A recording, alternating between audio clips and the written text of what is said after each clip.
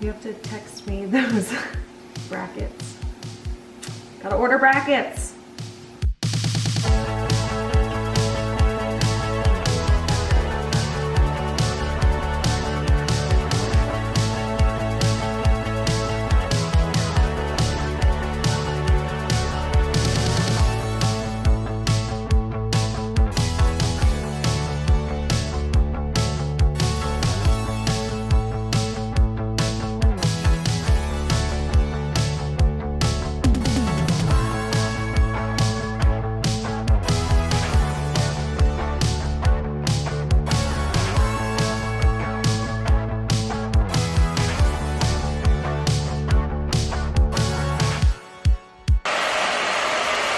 And the back door is out. We're gonna replace it.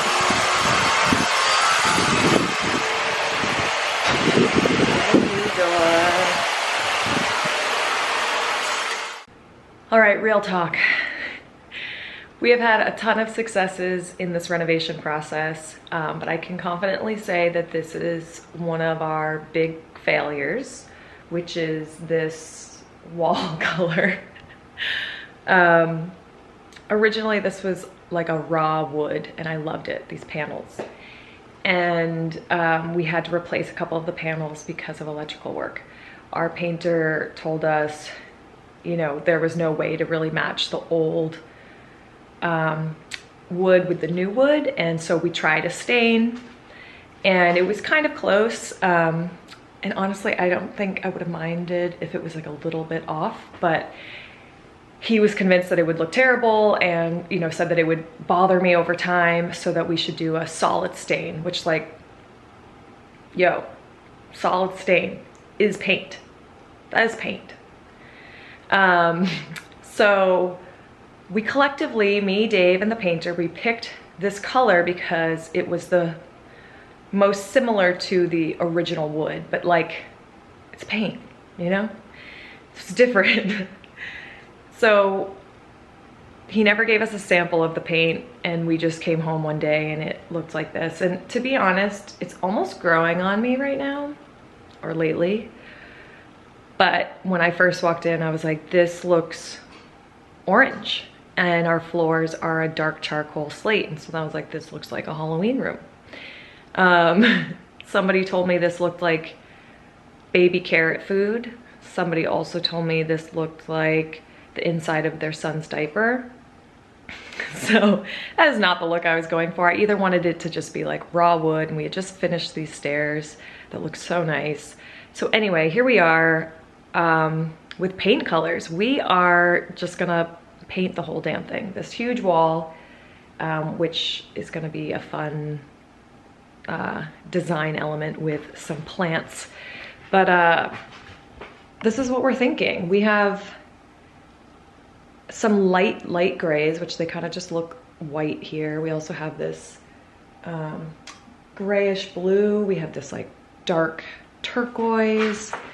And the question is, do we go light and kind of safe and airy, or do we go bold and dark? And this room gets so much light all day long, basically. So I think it could handle the dark. It might get really hot in the summer. I'm kind of into the dark. Oh, there's also this one other super dark navy that is a contender. I think that might be too dark. But anyway, this is what we're working with.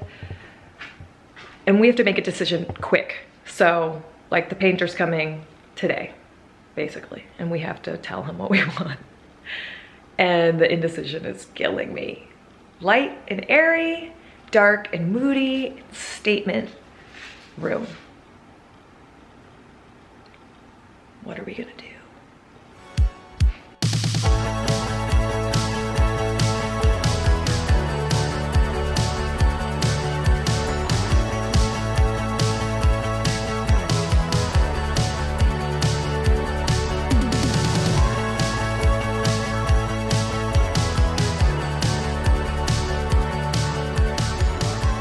All right, so this tile got put in today. and I'm obsessed with it. Look at this little close-up.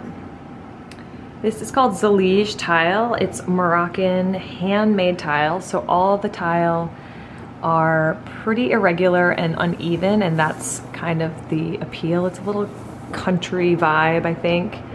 And each one, just the light hits it differently and shines in a different way, and so they all kind of look like a different color of white or light gray.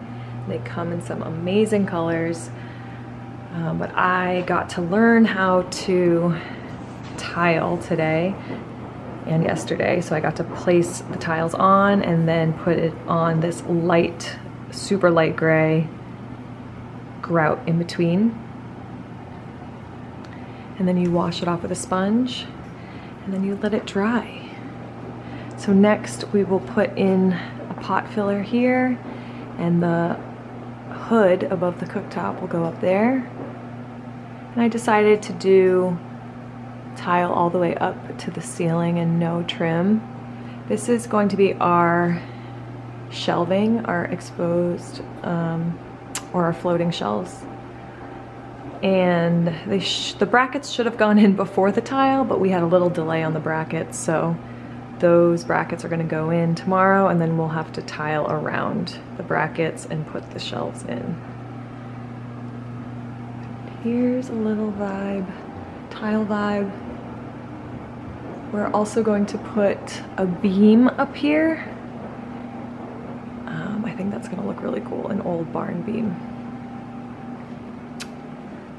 So just wanted to show you the tile. I specifically did the grout on this section, so very proud. Quartz countertops installed, and then the grout right next to it. Look how pretty. We got to put this cooktop in next, but I'm loving it. And then the way the cabinets look, the dark cabinets, and then this color floor just looks so good.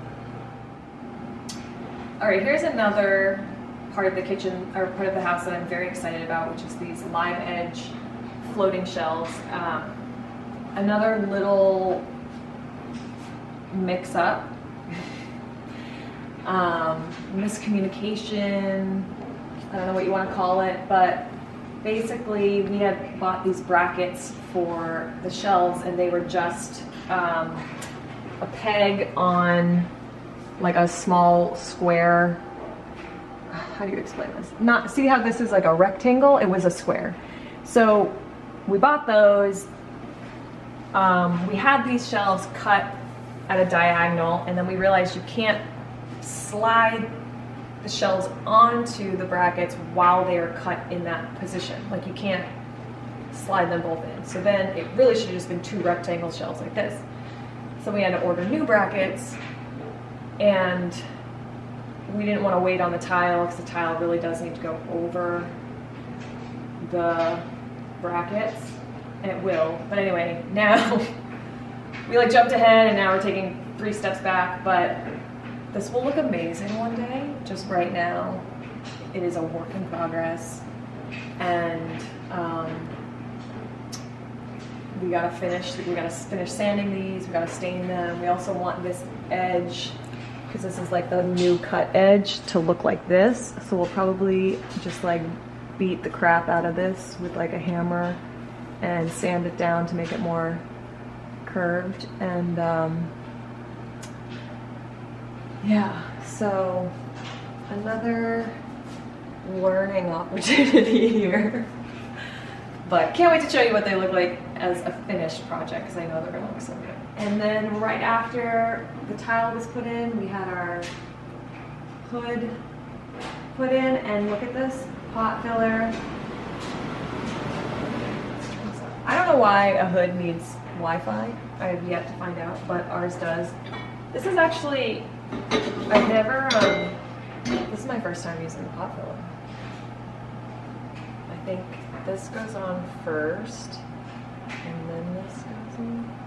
Or did I do it? Was it already on? Woo! Guys,